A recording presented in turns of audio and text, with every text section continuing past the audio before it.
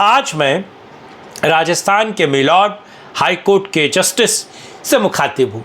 मैं कुछ आपसे सवाल पूछना चाहता हूँ मिलॉर्ड। आप मुझसे ज़्यादा ज्ञान रखते हैं, कानून की मुझसे ज़्यादा समझ रखते हैं, आप बहुत सारे मामलों में बहुत जानकार और समझदार होंगे, ये माना जा सकता है। और ये भी माना जा सकता है कि आप समृद्ध हैं, चीज़ों को ज़्यादा विवेक और विवेकशीलता के साथ समझते हैं। लेकिन मिलॉर्ड, भीड़ का भी चेहरा होता है, मजहब होता है, और यदि यह सब नहीं होता तो अल्लाह अकबर के नारों के साथ काफिरों पर हमला करने वाले वो लोग कौन थे? नूपुर शर्मा को सुप्रीम कोर्ट के जजों ने पूरे देश में आग लगाने के लिए जिम्मेदार ठहरा दिया, जबकि ये काम वही मजहब वाली भीड़ कर रही थी। उसी मजहब के लोगों ने उदयपुर में कन्हैया लाल तेली और अमरावती में उमेश कोल्हे का गला रेता। उसी भीड़ ने नरसिंहानंद सरस्वती के खिलाफ भी सर तन से जुदा के पोस्टर लगाए और सड़कों को जाम किया। क्या भीड़ का कोई मजहब नहीं होता? क्या भीड़ को कपड़ों से नहीं पहचाना जा सकता? क्या भीड़ में शामिल लोगों के इरादे समान नहीं होते? यह तो सवाल इसलिए भी पूछ रहे हैं क्योंकि राजस्थान के चित्तौड़गढ़ में हिंदुओं की शोभा यात्रा पर हमले के 18 मुस्लिम आरोपियों को राजस्थान उच्च न्यायालय ने जमानत दे दी है। इस दौरान हाईकोर्ट के जज फरजंद अली ने कहा कि भीड़ का कोई मजहब नहीं होता, कई बार निर्दोष फंस जाते हैं और असली अपराधी भाग निकलते हैं। अब मैं अपनी बात को बेहतर तरीके से समझाने से पहले उस घटना का वीडियो ही दिखा देता हूँ। उस वीडियो को देखिए, फिर मैं आगे की बात कहता हूँ। पहले उस वीडियो को देखते हैं। चित्तौड़गढ़ जिले के पहुना में एक धार्मिक जुलूस के दौरान मंगलवार रात को दो पक्षों के बीच मारपीट और पथराव हो गया। इससे लगभग 8 से 10 लोग घायल हो गए। विशेष समुदाय के कुछ युवकों ने जुलूस पर पथराव कर दिया, जिसके बाद माहौल खराब हो गया। बाद में दोनों पक्षों के बीच आमने सामने से पत्थरबाजी हुई। सूचना पर ही एसपी सुधीर जोशी, गंगरार डीएसपी रविंद्र प्रताप सिंह, राशमी थानाधिकारी श्यामराज मय जाप्ता और आसपास के थानों का जाप्ता मौके पर पहुंचा। जानकारी पर कपासन विधायक भी मौके पर पहुंचकर देर रात तक मामले को हैंडल कर रहे थे। कस्बे में हर दशमी पर बड़े मंदिर से धार्मिक जुलूस निकाला जाता है। उज्जैन के महाकाल के तर्ज पर बेवाण निकाली जाती है। मंगलवार रात के करीब 9 बजे जुलूस कस्बे का भ्रमण कर रहा था। इसी दौरान विशेष समुदाय के कुछ युवकों ने जुलूस निकालने को लेकर आपत्ति जताई, जिससे माहौल खराब हो गया। विरोध करने पर रत्न जी नगर नाम के युवक की पिटाई कर दी। युवक के कान में चोट लगी, उसका प्राथमिक इलाज करवाकर भीलवाड़ा रेफर कर दिया गया। कुछ देर शांत रहने के बाद विशेष समुदाय के लोगों ने पथराव शुरू कर दिया। सामने से दूसरे पक्ष ने भी पत्थरबाजी शुरू कर दी। इस पत्थरबाजी की घटना से 8 से 10 लोग घायल हो गए। सूचना मिलते ही राशमी थानाधिकारी श्यामराज मय जाप्ता लेकर पहुंचे। तनाव की हालत देखते हुए इसकी जानकारी उच्च अधिकारियों को दी गई। मौके पर एसपी सुधीर जोशी, गंगरार डीएसपी रविंद्र प्रताप सिंह मौके पर पहुंचे। आसपास के थानों और मुख्यालय से जाप्ता बुलाया गया। राशमी एसडीएम गोविंद सिंह, कपासन विधायक अर्जुन लाल जीनगर भी मौके पर पहुंचे। देर रात तक दोनों पक्षों से लगातार बातचीत की गई। क्षेत्र में आगजनी होने की भी सूचना आ रही है।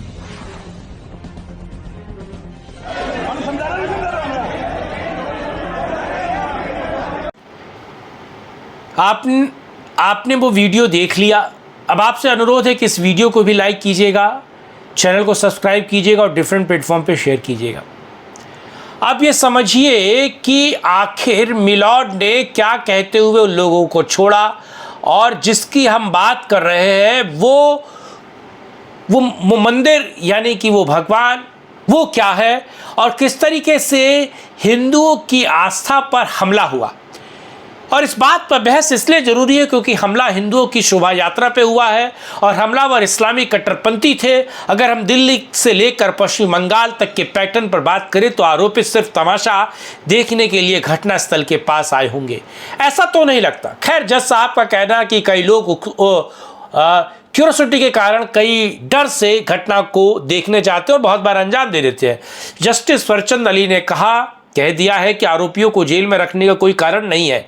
मामले को समझने से पहले जानिए कि चार भुजानाथ के बारे में, जिनकी शोभा यात्रा पर यह सारी पत्थरबाजी और बवाल हुआ। मेवाड़ मारवाड़ के आराध्य चार भुजानाथ, जिनकी निकलती है यात्रा। मेवाड़ और मारवाड़ के आराध्य देवता है चार भुजानाथ, जिनका मुख्य मंदिर कुंभलगढ़ तहसील के बड़गौर गांव में स्थित है। राजस्थान के राजसमंद में स्थित यह मंदिर। आप समझते हैं कि चित्तौड़गढ़ में आखिर हुआ क्या था। 19 मार्च 2024 यानी कि दिन मंगलवार के दिन चारभुजा नाथ यात्रा पर हमला किया गया, जिसमें श्याम छिपा नामक एक व्यक्ति की मौत हो गई। मौके पर ही उसकी दुकान थी। घटना राशमी थाना क्षेत्र के पहुना गांव की है, जहां दशमी के अवसर पर चारभुजा नाथ की यात्रा निकाली जाती है। इस दौरान ढोल बजाने वाले ग्रामीण गांव के विभिन्न हिस्सों से होकर निकलते हैं, लेकिन कस्बे के मुख्य बाजार स्थित दरगाह के पास पहुंचते ही शोभा यात्रा पर हमला हो गया। इस घटना में नवीन जैन समेत कई लोग घायल भी हुए और 55 वर्षीय श्याम छिपा को भीलवाड़ा रेफर किया गया, जिसके बाद उनको बचाया नहीं। यह पत्थरबाजी हुई थी। दरगाह के सामने से जैसे ही शोभा यात्रा निकली, वहां मौजूद पुलिस इससे आपत्ति जताने लगे। मौजूदा मुस्लिम इससे आपत्ति जताने लगे, माफ कीजिएगा। भले ही सड़क सार्वजनिक संपत्ति हो, पर कई जगह देखने को मिलता है कि इस्लामी संरचनाओं के सामने से शोभा यात्रा निकलते ही हमले होते हैं। चित्तौड़गढ़ में भी पत्थरबाजी शुरू हो गई। 1 दर्जन से अधिक लोग घायल हुए। पुलिस की स्थिति संभालनी पड़ी। इसी क्रम में पुलिस ने 18 आरोपियों को चिन्हित करके उन्हें गिरफ्तार किया था। न सिर्फ गाली गलौज और पत्थरबाजी हुई, बल्कि श्रद्धालुओं को पीटा भी गया था और आगजनी भी की गई। गाड़ी और दुकानों को आग लगा दी गई। रात के समय इस हमले के वीडियो भी सोशल मीडिया पर एक तरीके से फैले थे, जो मैंने आपको दिखाया था। आपने वीडियो में देखा था कि इस्लामी टोपी पहने लोग हंगामा करते हुए प्रतिक रहे। उसके बाद रमजान का पाक महीना चल रहा था। राजस्थान में सरकार बदल गई, लेकिन इस्लामी कट्टरपंथी का हौसला वही है। जज फरचंद ने 18 आरोपियों को जमानत दिया और कहा कि 24 वर्षीय बाबू मोहम्मद सहित अन्य आरोपियों ने हाईकोर्ट का रुख किया था, क्योंकि ट्रायल कोर्ट ने उनकी जमानत याचिका खारिज कर दी थी। वहीं इस मामले में राजस्थान सरकार समेत पीड़ित हिंदुओं को भी पक्षकार बनाया गया है। याचिकाकर्ता ने कहा है कि इस घटना से उनका कोई लेना देना नहीं है और उनको झूठ फंसाया गया है। उन्होंने दावा किया है कि मौत का कारण हार्ट अटैक था और मृतक के शरीर में कोई जख्म नहीं था। इस मामले में SC/ST एक्ट हटाने की बात की थी, यानी कि जिसको मृत्यु मिली है वो SC/ST था। हाईकोर्ट ने कहा है कि याचिकाकर्ता लंबे समय से जेल में है, लंबे समय यानी कि 2 महीना, जबकि पुलिस स्पष्ट कहना था कि पूर्व से रची हुई साजिश के तहत हिंदुओं के शांतिपूर्ण शोभा यात्रा पर हमला किया गया, वो भी खतरनाक हथियारों के साथ। जज साहब ने यह तो कह दिया कि इस हिंसा में कौन कौन लोग शामिल थे, पर इस संबंध में कुछ नहीं कह सके। यानी कि हमला दरगाह के सामने से हुआ और पीड़ित हिंदू श्रद्धालु थे। जब भी जज साहब का शक था तो कौन कौन से लोग शामिल थे, बड़ा सवाल तो यही है। जज फरजंद अली ने कहा कि भीड़ में निर्दोषों और हमलावरों को अलग अलग चिन्हित करना बड़ा मुश्किल है। अपराधी भाग जाता है और निर्दोष फंस जाता है। SC/ST एक्ट में अदालत हर मामले में संशय में देखी। चूंकि पोस्टमार्टम रिपोर्ट की घुटनों पर जख्म की बात की गई थी, ऐसे में मिलॉट को यह भी लगता है कि मौत हमले के कारण हुई है। उन्हें यह हार्ट अटैक का संभावित मामला लगता है, क्योंकि खून तो निकल रहा था। अब बड़ा सवाल यह है कि जज साहब अपने फैसले पे पहुंचे हैं। खैर, सुप्रीम कोर्ट के फैसले का जिक्र करते हुए जज साहब ने कहा कि आरोपित अगर सुनवाई में नियमित रूप से उपस्थित रहता तो अदालत के ऊपर है कि वो अपने परिवार के साथ खाने, सोने और रहने की अनुमति दे दे, यानी कि एक तरीके से उनको बेल दे दे। जज साहब ने इसके बाद निजी मुचलके पर उनको जमानत दे दी। निजी अदालत ने फैसला पलट दिया। भारत में न्याय इस तरह होता है, भीड़ का नहीं, हमलावरों का मजहब देखा जाता। और नुपुर शर्मा को आरोपी दिया। सुप्रीम कोर्ट तक की टिप्पणी के बाद भी उसको रिलीफ नहीं मिलती। बिलॉट, कितने उदाहरण चाहिए भीड़ का मजहब होने के लिए। चित्तौड़गढ़ में चारभुजा नाथ शोभा यात्रा निकाल रहे थे, हिंदुओं पर भीड़ हुआ और ये बहुत है। 2022 में करौली में हुआ। अब हटवार बाजार में पत्थरबाजी हुई। नव संवत्सर यानी कि हिंदुओं के नव वर्ष में जोधपुर में परशुराम जयंती के मौके पर शोभा यात्रा पर पत्थरबाजी हुई। और 1 वर्ष पहले यानी कि जुलाई 2021 में 2 वर्ष पहले झालवाड़ में हिंसा हुई, तब भी भीड़ का मजहब नहीं था। टोंक में अक्टूबर 2019 में दशहरे के दिन हिंसा हुई। मालपुरा कस्बे में पथराव किया गया, मारा गया, पीटा गया, फिर भी भीड़ का मजहब नहीं था। जज साहब, पिछले 1400 वर्षों से हिंसक भीड़ का मजहब है।